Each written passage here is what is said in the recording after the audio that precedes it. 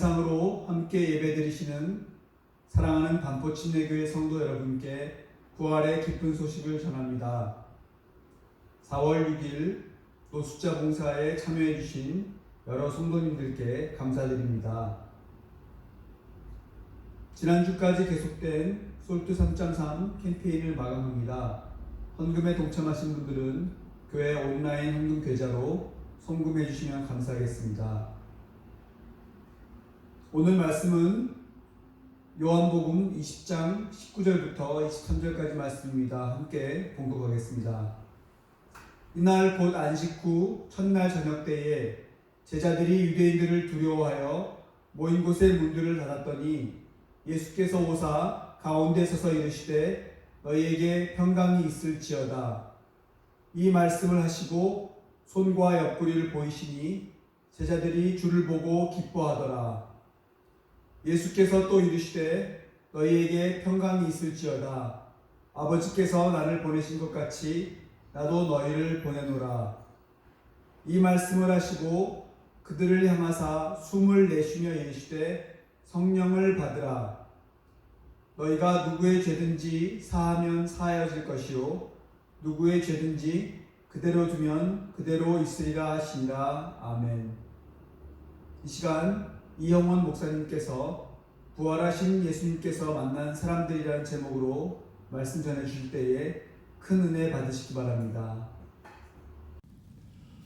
죽음을 이기시고 부활하신 우리 주 예수님의 권세와 능력이 우리 성도들과 함께 내내 함께 하시기를 축원합니다.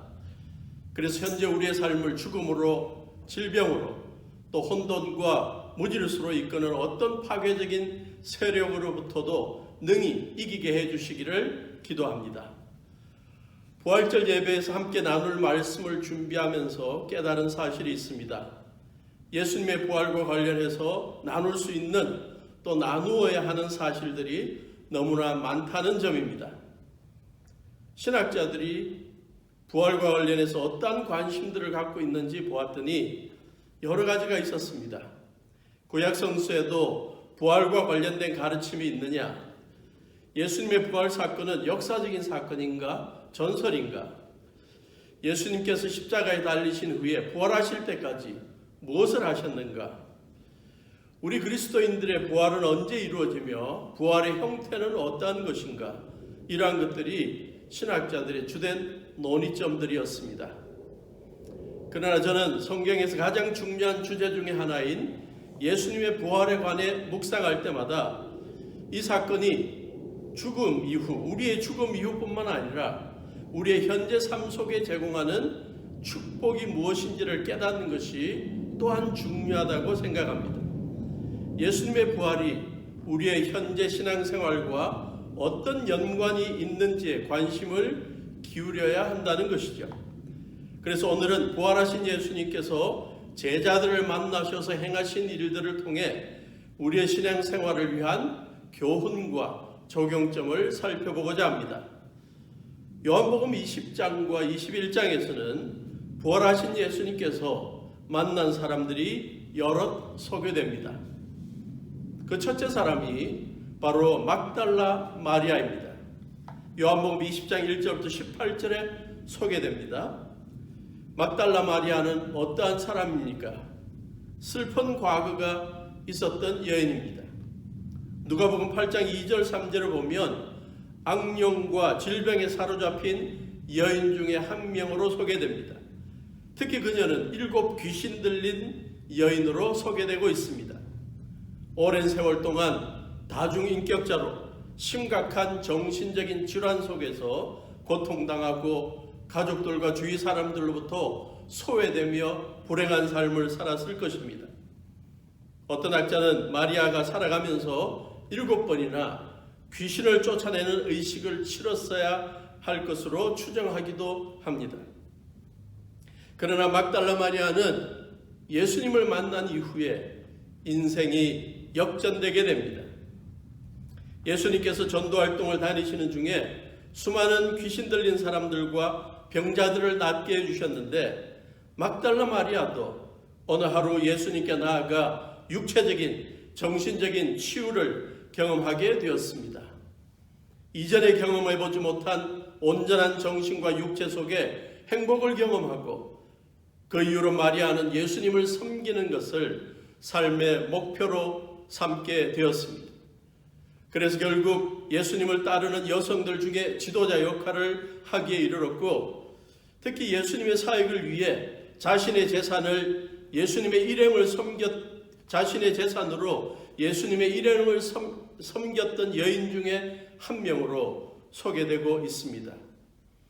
예수님이 십자가에 달려 고통당하시는 동안 다른 제자들은 다 도망가 버렸지만 막달라 마리아와 몇 여인들은 끝까지 예수님을 떠나지 않고 멀리서 바라보며 슬퍼했습니다. 예수님을 향한 막달라 마리아의 사랑과 헌신이 지극했기에 성서 외적인 기록들은 막달라 마리아를 베드로와 버금가는 제자 지도자로 묘사하기도 합니다. 그런데 안타깝게도 이러한 믿음과 섬김의 사람 막달라 마리아의 신앙에 근본적인 문제 혹은 아쉬운 점이 있었습니다. 예수님께서 죽임을 당하신 이후에 부활하실 것이라고 자주 말씀하셨음에도 불구하고 그 말씀을 진심으로 믿지 못한 것입니다. 그래서 예수님께서 십자가에 달리신 후에 안식 후 첫날 이른 새벽에 예수님의 시신에 냄새가 나는 것을 가리기 위해 향유를 가지고 예수님의 무덤에 갑니다. 그리고 예수님의 무덤들이 옮겨져 있는 것을 발견하고 누군가가 예수님의 시신을 가져갔을 것을 걱정합니다. 그래서 이 베드로와 요한에게 달려가고 베드로와 요한은 황급히 뛰어가 예수님의 무덤 안으로 들어가 예수님의 시신이 없어진 것을 확인했습니다. 상황이 이 정도 되었으면 베드로, 요한, 또 막달라 마리아는 예수님 자신이 죽은 후에 3일 만에 부활하실 것이라고 자주 말씀하시던 것을 기억하며 기뻐 날뛰어야 했을 것입니다. 축하의 하이파이브라도 나누었어야 합니다. 그러나 안타깝게도 그들은 예수님께서 죽은 자 가운데 살아나실 것이라는 예언의 말씀을 기억조차 못하고 믿지도 않았습니다. 이 상황에서 부활하신 예수님의 심정이 어땠을까 한번 상상해 보았습니다. 아마도 예수님은 죽음에서 부활하신 후 빈 무덤에서 나오는 순간 제자들이 몰래 축하 파티를 준비하여 무덤 앞에서 빵빠레를 울리거나 폭죽을 터뜨리며 축하해 주는 것을 기대했을 수도 있을 것입니다. 그러나 이러한 일은 일어나지 않았습니다. 슬픔과 근심에 가득 찬 마리아와 몇 여인들이 예수님의 시신이 썩어가면서 냄새가 나는 것을 막으려고 향유를 가지고 왔고, 예수님의 시신을 도둑 맞은 것에 대해서 의심하기만 했습니다. 베드로와 요한은 예수님의 빈 무덤을 직접 들여다 보고서도 그런가 보다 하고 집으로 가버렸습니다. 부활하신 예수님께서 이때 느끼셨던 실망감, 좌절감, 사역에 대한 실패감이 컸을 것으로 보입니다. 이었고 천사들이 막달라 마리아에게 나타나서 예수님이 부활했다는 소식을 전해주고, 이어서 부활하신 예수님께서 막달라 마리아를 직접 만나 주셨습니다. 누가복음 24장 1절부터 나오는 추가적인 설명을 보면 예수님의 무덤이 비어 있어 시신을 도난당했다고 생각하고 당황하고 슬퍼하고 두려워하고 있던 마리아와 몇 여인들에게 천사들이 말합니다. 어찌하여 살아있는 자를 죽은 자 가운데서 찾느냐? 여기 계시지 않고 살아나셨느니라. 갈릴리에 계실 때 너희에게 어떻게 말씀하셨는지를 기억하라. 인자가 죄인의 손에 넘겨져 십자가에 못 박히고 제3일에 다시 살아나야 하리라 하셨느니라. 이 소식을 전하는 천사들의 심정이 어땠을까? 부드럽게 위로하는 마음이었을까? 아니면 꾸짖는 마음이었을까? 만약 제가 천사였으면 아마 꾸짖는 심정으로 말했을 것입니다. 이어서 예수님께서 마리아에게 다가오셔서 묻습니다. 여자여 어찌하여 울며 누구를 찾느냐? 처음에 마리아는 예수님을 동산지기로 생각했습니다. 그러나 마리아야 라고 부르는 익숙하고도 사랑스러운 음성이 예수님의 음성임을 알아채었고 부활하신 예수님을 드디어 보게 된 것입니다. 예수님께서는 다시 말씀하십니다. 너는 내 형제들에게 가서 내가 내 아버지 곧 너희의 아버지 내 하나님 곧 너희의 하나님께로 올라간다고 전해라. 이런 사실을 종합해 볼 때 깨달을 수 있는 교훈 하나가 있습니다. 아무리 예수님을 오래 따르고 사랑하고 정성을 다해 섬긴 제자들이라 할지라도 예수님께서 가르치신 중요한 교훈들에 대해 경청하지 않고 믿는 마음으로 받아들이지 않을 때 그들의 신앙생활의 기초가 흔들릴 수밖에 없다는 점입니다. 3년 동안이나 예수님과 동고동락했던 제자들을 비롯한 막달라 마리아조차도 예수님의 부활에 관한 약속의 말씀을 진심으로 믿지 않고 지내다가 예수님이 부활하신 가장 극적이고 감격적인 사건을 놓쳐버립니다. 결국 예수님께로부터 믿음 없음에 대해 꾸지람까지 듣게 됩니다. 이러한 점은 우리들도 자칫 잘못하면 같은 실수를 범할 수 있다는 사실을 암시해 줍니다. 오랜 세월 동안 시간과 재능과 물질을 들이며 주님을 섬기고 교회를 위해 봉사해 오지만 예수님의 말씀들의 많은 부분들을 경청하지 않고 우리의 이성적인 판단 아래 거부해버리게 될 때 우리들도 주님의 위대하신 능력과 권세를 온전히 누리지 못하는 생활을 하게 된다는 점입니다. 부활하신 예수님이 만난 둘째 사람 요한복음 20장 24절부터 보면 도마가 소개됩니다. 마가복음 16장 10절부터 보니 예수와 함께하던 사람들이 슬퍼하고 울고 있는 중에 마리아가 나아가서 예수님이 부활하셨다는 소식을 전합니다. 그들은 예수님께서 살아나셨다는 것과 마리아에게 보이셨다는 것을 듣고도 믿지를 못했다고 합니다. 그러자 요한복음 20장 19절에 예수님께서 그들에게 직접 나타나셔서 자신의 손과 옆구리를 보여주시면서 자신이 부활하신 것을 직접 증명해 주셨습니다. 그런데 문제는 그 모임에 도마가 참석하지 않았습니다.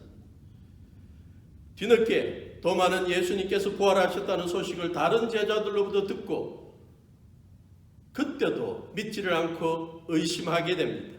그리고 말합니다. 내가 그의 손에 못자국을 보고 내 손가락을 그 못자국에 넣고 내 손을 그의 옆구리에 넣어보지 않고는 믿지 못하겠노라. 왜 도마가 이렇게 의심이 많은 사람이 되었을까? 제 나름대로 추측을 해보았습니다. 도마라는 이름이 아람으로 쌍둥이라는 뜻이고 헬라어로 디두모라고 해서 역시 쌍둥이라는 뜻입니다. 어릴 때부터 사람들이 쌍둥이인 이 도마의 말을 믿지 못하는 경험들이 쌓여서 자신도 다른 사람들을 믿지 못한 거 아닌가 하는 추측이 갑니다. 사람들이 찾아와서 너가 동생이지 라고 할 때 도마가 아니 제가 형인데요? 아닌 것 같은데 너가 동생인 것 같은데 자기가 아무리 진실을 말해도 믿어주지 않는 사람들과 어울려 지내다 보니 그들도 믿지 못하는 의심의 사람이 된 게 아닌가라는 추측을 해봅니다. 도마가 부활하신 예수님을 만나는 이전에 요한복음 11장에 언급됩니다. 예수님께서 죽은 나사로를 살리시기 위해 유다 지방 베다니로 가시려 할 때 다른 제자들이 막았습니다. 얼마 전에 유다 지역에서 말씀을 전하다가 굉장히 위협을 받게 되고 피해 오셨습니다. 그런데 사랑하는 나사로가 죽었다는 걸 듣고 살리기 위해 다시 가겠다 그럴 때 많은 제자들이 막고 있습니다. 그때 도마가 말합니다. 우리도 예수님과 함께 죽으러 가자. 주님이 가신다면 가는 거고 우리는 목숨의 위협이 있어도 주님을 도와드려야 한다는 의리의 사나이의 모습을 보입니다. 그런데 존 맥카트 목사님은 12명의 평범한 사람들이라는 책에서 이 도마가 너무나 부정적이고 염세적인 생각을 가진 사람이라고 평가합니다.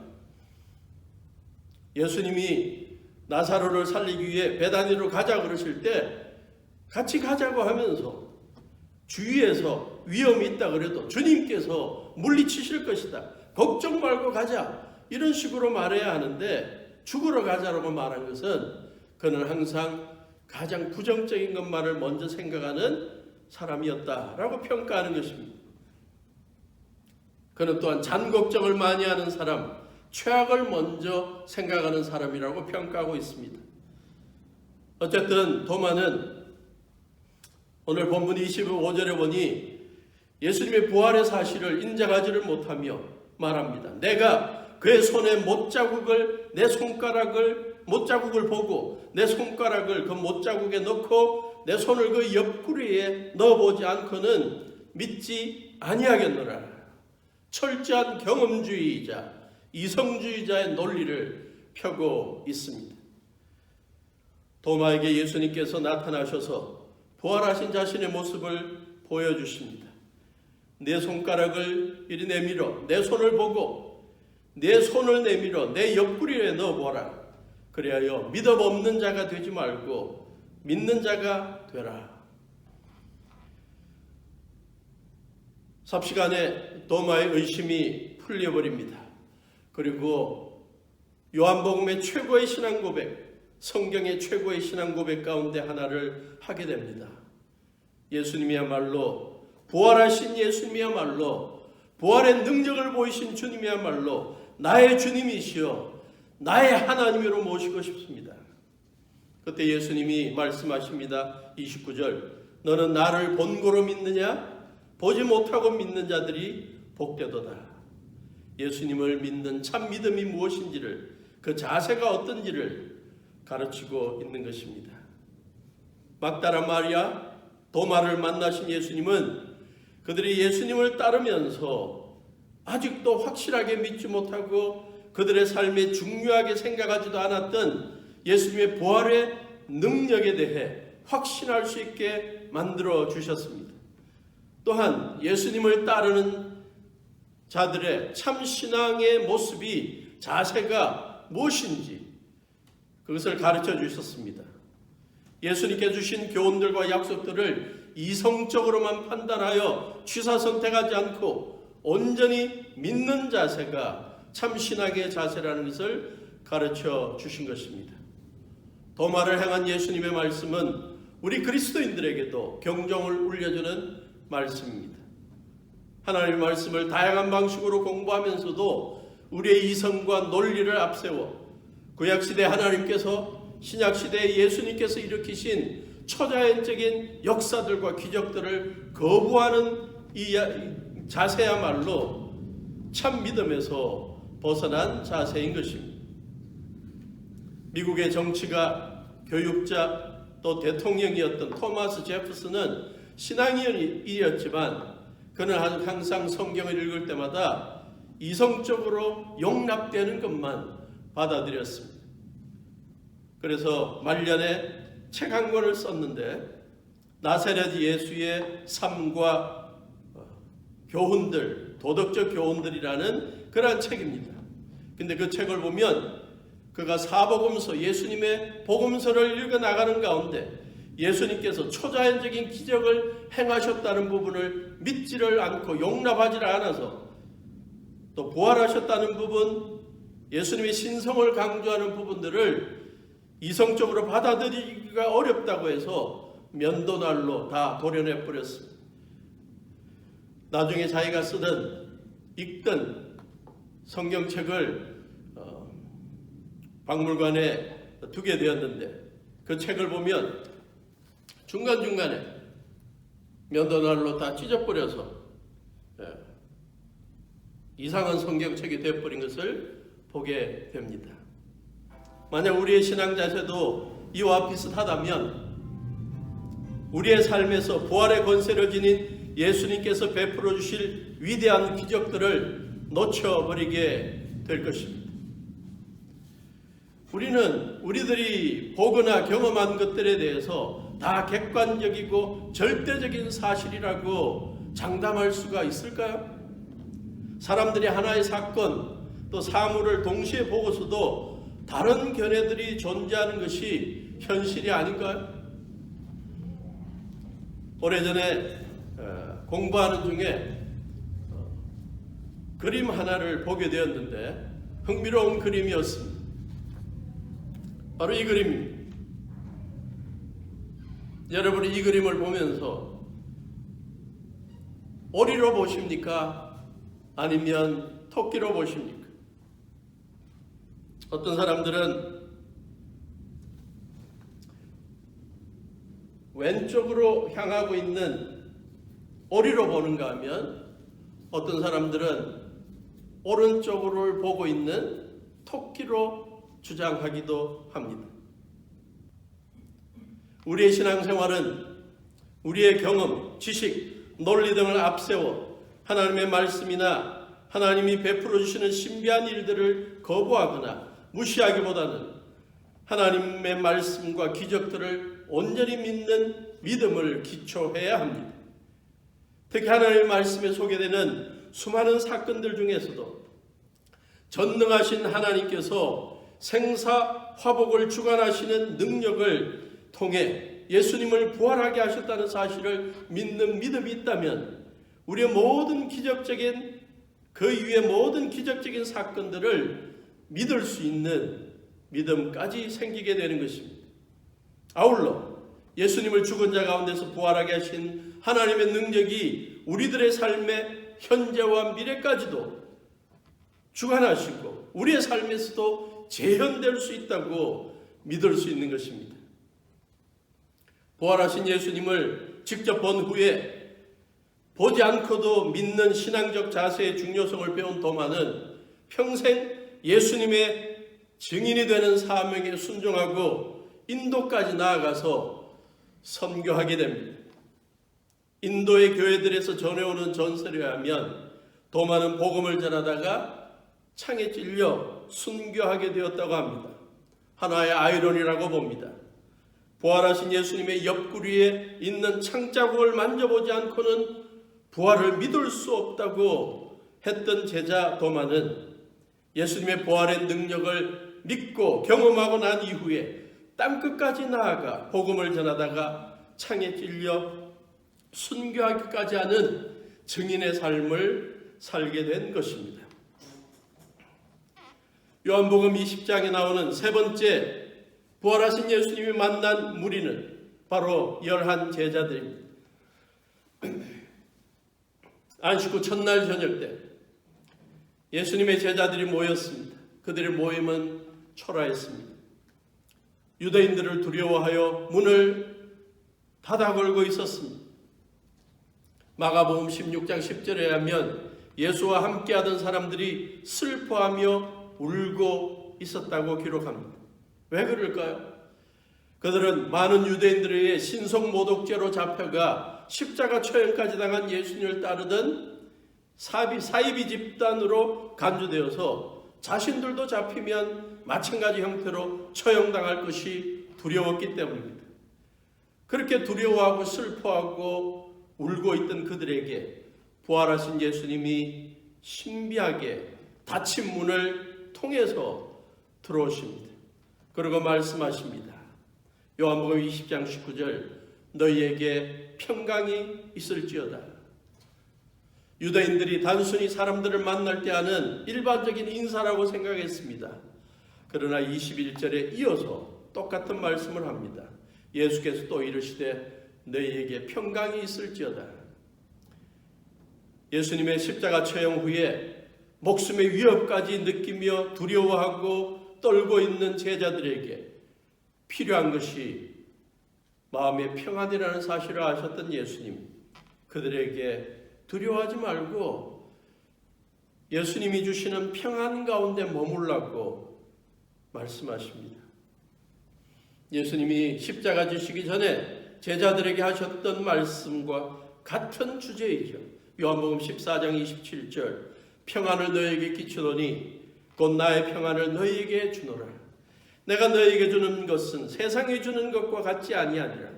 너희는 마음에 근심하지도 말고 두려워하지도 말라. 이 약속의 말씀이 예수님의 십자가 처형 이후에 떨고 있는 제자들에게 꼭 필요한 말씀이라는 사실을 아셨던 예수님은 그들에게 다시 한번 평안을 누리고 살라고 말씀하십니다. 부활하신 예수님의 평안의 약속은 제자들에게만 주어지는 것이 아니라 현재 삶의 다양한 환경 속에서 시시때때로 두려움에 빠지게 되는 저와 여러분들에게도 실현될 수 있다고 믿습니다. 특히 코로나19로 말미암아 온 세상이 큰 두려움에 사로잡혀 있는 이때에 우리 그리스도인들은 예수님께서 약속하신 부활의 예수님이 제공하실 수 있는 평안을 경험하며 주위 사람들에게 세상이 줄 수 없는 죽음을 이기고 부활하신 생명의 주 되신 예수님만이 주실 수 있는 평안을 전하면서 살아가실 수 있기를 바랍니다. 부활하신 예수님이 모여있는 제자들에게 하신 또 다른 말씀이 있습니다. 21절입니다. 아버지께서 나를 보내신 것 같이 나도 너희를 보내노라. 그리고 22절 그들을 향하여 숨을 내쉬고 성령을 받으라. 23절 너희가 누구의 죄든지 사하면 사하여질 것이요 누구의 죄든지 그대로 두면 그대로 있으리라. 부활하신 예수님은 두려움에 빠져있는 제자들을 기뻐할 수 있도록 만드셨습니다. 이어서 그들이 이루어야 할 사명을 심어주시고 그 사명을 감당하기 위해 필요했던 성령님의 임재와 능력을 맛보게 하셨습니다. 부활하신 예수님께서 제자들에게 사명감을 심어주셨다는 점은 21장에 언급되는 베드로와의 대화에서도 발견됩니다. 베드로 너가 진정으로 나를 사랑한다면 내 양을 먹여라 내 양을 쳐라. 마가복음 16장 15절 보면 제자들에게 또 말씀하십니다. 너희는 온 천하에 다니며 만민에게 복음을 전파하라.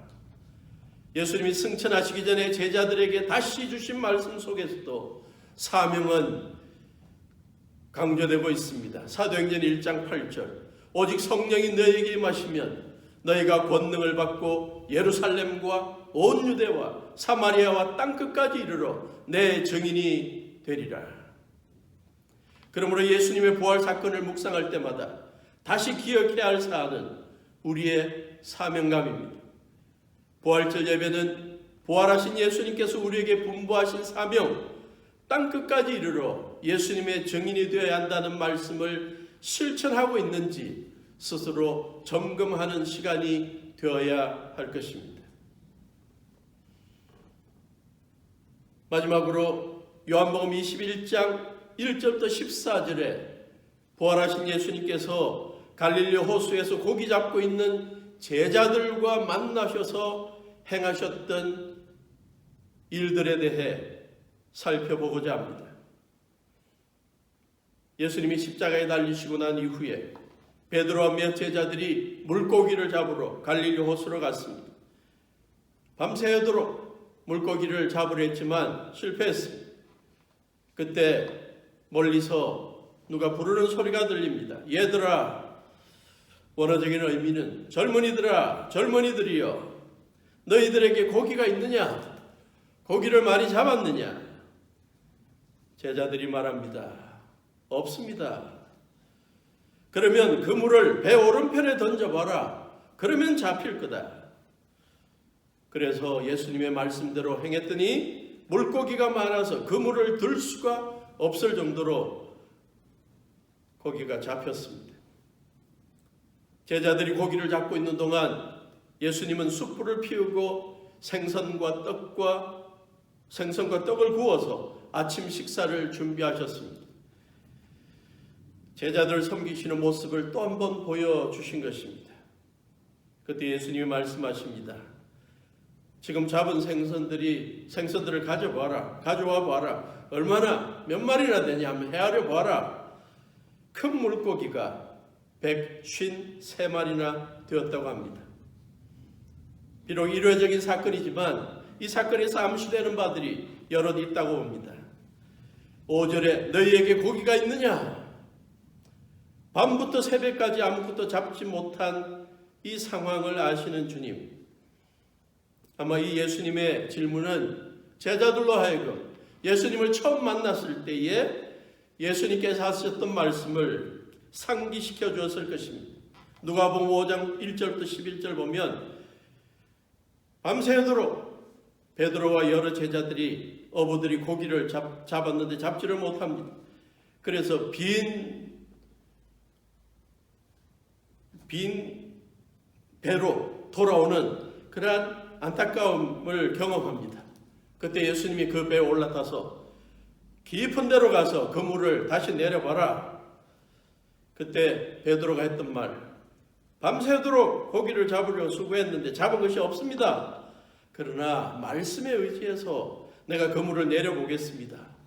그 결과 그물이 찢어질 정도로 많은 고기를 잡게 된 사건입니다.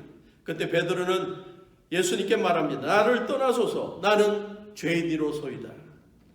예수님 말합니다. 이제부터는 사람 낚는 어부 만들어주겠다. 베드로와 같이 있던 사람들이 모든 것을 버려두고 예수님을 따르기 시작했다고 합니다. 그러므로 부활하신 예수님이 갈릴리 호수에서 밤새도록 고기를 잡던 제자들에게 나타나 너에게 고기가 있느냐?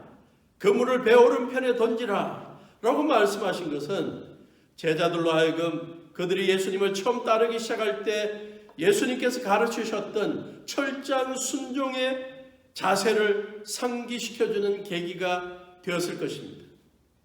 예수님을 따르는 제자의 삶이 바로 순종의 삶이라는 점을 다시 한번 기억하게 만드신 것입니다. 그물을 배 오른편에 던져라. 부활하신 예수님께서 제자들의 인생길에 있어서 어떠한 길과 방향이 행복의 길이고 풍성한 삶의 길인지를 아시고 앞으로도 이끌어 주실 수 있다는 사실을 기억하게 만드시는 말씀이라고 생각합니다. 9절에 나오는 말씀, 생선과 떡을 구워 제자들에게 식사를 준비해 주셨다. 이것은 예수님 자신이 생명의 떡이요 영적인 양식이 되심을 제자들이 다시 한번 상기하도록 만들어 주신 것이라고 봅니다. 예수님이 제자들에게 가르치신 말씀, 요한복음 6장 27절, 너희는 썩어 없어질 양식을 위하여 일하지 말고 영생에 이르도록 남아있을 양식을 얻으려고 일하라. 이 양식은 내가, 인자인 내가 너희들에게 줄 것이다. 6장 35절, 나는 생명의 떡이다. 내게 오는 자는 결코 줄이지 아니할 터이요 나를 믿는 자는 영원히 목마르지 아니하리라. 그래서 부활하신 예수님께서 제자들의 삶에 필요한 일용할 양식을 제공해 주실 수 있다는 점을 믿고 주님만 바라보고 살아가도록 가르치고 도전하신 것이라고 봅니다. 어떤 분은 생각할 수 있습니다. 예수님이 한 끼 식사 대접한 것 가지고 너무 큰 의미를 부여하는 것 아니냐. 그러나 여러분도 아실 것입니다. 누구와 한 끼 식사를 하면서 인생을 바꾼 사람들도 많이 있습니다. 미국의 유명한 투자가 워렌 버핏이라는 사람과 함께 한 끼 식사를 하는데 몇억 원을 내어야 한다고 합니다. 아마도 부활하신 예수님께서 차려주신 아침 식사 한 끼를 먹으며 제자들의 삶과 신앙이, 인생관이 바뀌었을 것입니다. 그래서 제자들은 남은 생애에 필요한 힘과 격려를 얻을 수 있었을 것입니다. 10절의 말씀이 의미가 깊습니다. 너희가 지금 잡은 생선을 가져와 보라. 예수님은 제자들에게 잡은 생선을 헤아려 보게 하십니다. 몇 마리가 되는지 헤아려 보았더니 큰 물고기가 153마리가 됩니다. 요즘 제가 즐겨보는 TV 프로 가운데 하나가 도시어부라는 프로인데요. 여러분들도 아마 즐겨보시는 분이 계실 것입니다. 이경규, 이덕화, 이태곤 뭐 이런 사람이 모여가지고, 박프로 이런 사람들이 모여가지고 바다에 가서 하루 내도록 고기를 잡는데 어떤 때는 한 마리도 잡지 못해서 속상해하는 것들을 많이 봅니다. 그러다가 한 마리 잡으면 난리가 나는 걸 보게 됩니다. 하늘에 떠 있는 드론을 부르면서 자기가 잡은 고기 한 마리 들고 신나하고 외치고 다른 사람들에게 자랑하고 있습니다. 그런데 부활하신 예수님이 제자들로 하여금 잡게 하신 물고기 사이즈나 숫자에 비하면 너무나 초라합니다. 예수님의 말씀에 순종하고 따라갈 때 풍성한 수확을 누릴 수 있다는 사실을 보여주시는 거죠. 왜 헤아려보게 하였을까? 주님께서 그들의 삶에 베푸르신 축복과 은혜가 얼마나 큰지를 깨닫게 하기 위해서라고 봅니다. 또한 하나의 약속이 주어진다고 봅니다. 주님을 향한 그들의 수고와 헌신에 대해 주님께서는 하나도 빠뜨림 없이 기억할 것이라는 암시가 여기에 있다고 봅니다. 153마리에 대한 신약학자들의 여러 해석을 보니까 굉장히 의미 있는 해석들이 많았습니다. 초대교회 시대 학자였던 제롬이라는 교부는 당시 동물학자들이 세상의 물고기 종류가 153종이 된다는 것을 주장했기 때문에 그걸 근거로 해서 제자들이 잡은 큰 물고기 153마리가 세상에 존재하는 모든 물고기 종류를 다 잡은 거다. 그러므로 앞으로 제자들이 온 세상에 나아가 복음을 전하고 모든 민족을 복음화시켜야 된다는 것을 암시하고 있다라고 해석했습니다. 굉장히 좋은 영적인 해석이 아닌가 생각합니다. 어거스틴이라는 신학자는 153이라는 숫자에 대해서 계산을 해보았습니다. 1부터 17까지의 숫자를 하나하나 더해봤더니 153이 됐다는 것입니다. 그래서 153이라는 숫자에 암시되는 숫자는 17이고 17은 10이라는 완전한 숫자와 7이라는 또 완전수가 합쳐진 거다. 그러면서 10은 십계명을 상징하고 7은 성령의 완전수다. 그래서 삼위일체 되시는 하나님의 완전하신 하나님의 함께하심을 강조하는 그러한 숫자라고 소개합니다. 또 다른 열학자들은 구약의 에스겔 47장에 나오는 성전 문지방에서 흘러나온 물이 흘러 사해까지 흘러가면서 그 죽음의 바다 사해가 결국 생수로 가득 차서 물고기가 가득하게 되고 어부들이 고기를 잡게 되는 환상과 연결시켜서 해석합니다. 그리고 결국 성전에 흘러간 물이 강을 흘러 사해까지 가면서 엔게디에서부터 에네글라임까지 그물 치는 곳이 되게 된다라는 이 구절에 엔이라는 것이 셈이고 게디라는 단어와 지역 이름과 에글라임이라는 지역 이름, 그것이 자음을 숫자적인 성격으로 계산해 보면 게디가 17이고 에글라임이 153이다. 그걸 발견하고 예수님께서 제자들로 하여금 153마리의 물고기를 잡게 한 것은 구약의 에스겔을 통해 주신 온 세상이 하나님의 은혜와 하나님께 주시는 생명으로 풍성해지는 그러한 약속이 예수님과 예수님의 제자들을 통해 성취될 것을 예언했다라는 것을 그런 식으로 해석하는 것을 보았습니다. 어쨌든 예수님께서 잡게 하신 제자들이 잡게 된 153마리의 물고기는 예수님께서 제자들의 삶에 앞으로 제공해 주실 풍성함을 미리 보여주는 것이고 뿐만 아니라 그들이 이루게 될 영적인 복음화의 아름다운 환상을 보여주는 것으로 이해해도 좋을 것입니다.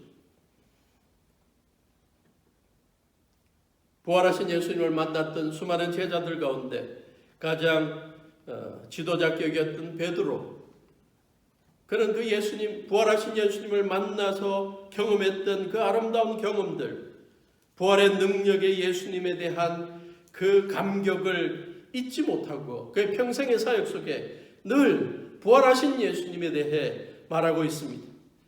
그가 베드로전서 1장 3절부터 9절에서 특별히 예수님의 부활로 말미암아 산 소망을 가지고 살게 하신 하나님께 감사한다라고 3절에서 특히 고백하고 있고, 이어서 이 부활의 소망 때문에 그는 복음을 전하고 성도들을 섬기다가 경험하는 여러 가지 시험과 근심도 이겨나갈 수 있었다라고 고백합니다. 그리고 사역에 어려움이 있지만 부활하신 예수께서 다시 나타나실 때 칭찬과 영광과 존귀를 얻게 할 것이라는 것을 소망으로 붙잡고 인내할 수 있었다고 고백합니다. 우리도 주님을 섬기면서 이러한 소망을 품고 살 수 있기를 바랍니다. 어려운 환경 속에서도 주님을 위해, 교회를 위해 더불어 살아가는 사람들을 섬기면서 우리의 삶에 필요한 것들을 때마다 풍성하게 채워주실 주님의 능력을 믿고 소망을 품을 수 있기를 바랍니다. 그물을 배 오른편에 던지라 라고 했을 때 순종했더니 큰 물고기 153마리나 잡을 수 있었던 이 풍성한 결과가 오늘날도 주님의 명령을 순종하고 살아가는 우리들에게서도 실현될 수 있다고 믿을 수 있기를 바랍니다.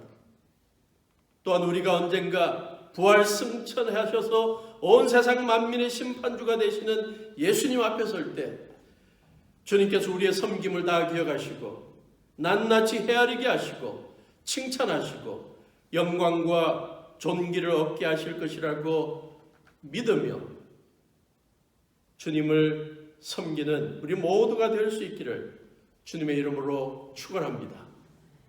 기도하시겠습니다. 하나님 아버지, 우리의 모든 죄와 허물을 대신 지시고 십자가에 달려 죽으시고 사흘 만에 부활하셔서 부활의 능력자로 주님을 따르는 모든 제자들과 성도들을 지켜주시고 풍성한 삶으로 인도하시고 그들에게도 부활의 소망을 허락해 주신 주님을 믿고 감사드립니다. 부활절 예배를 통해 부활하신 예수님께서 만나주신 제자들의 삶이 어떻게 변했는지를 살펴보며 우리의 삶에 신앙적 교훈을 얻게 하시니 감사드립니다. 저희들의 의심 많고 저희들의 이성과 논리를 앞세우며 경험을 앞세우며 하나님의 말씀을 거부하던 불신앙의 모습들이 있었다면 이제는 부활의 능력자 되시는 주님이 우리의 주님 되심을 굳게 믿고 우리들도 부활의 소망 가운데 예수님의 부활의 능력이 우리들의 삶에 재현될 수 있음을 믿고 살아가는 믿음의 사람들 되게 주시옵소서. 주님께서 우리들에게 맡겨주신 사명이 무엇인지를 다시 기억하고 늘 주님의 뜻대로 순종하며 땅끝까지 복음을 전하는 일에 최선을 다하는 부활의 증인으로 살게 해주시고 그 과정 속에 주님께서 베풀어 주시는 삶의 풍성함을 내내 누리는 행복한 신앙생활 되게 해 주시옵소서. 예수님의 이름으로 간절히 기도하옵나이다. 아멘.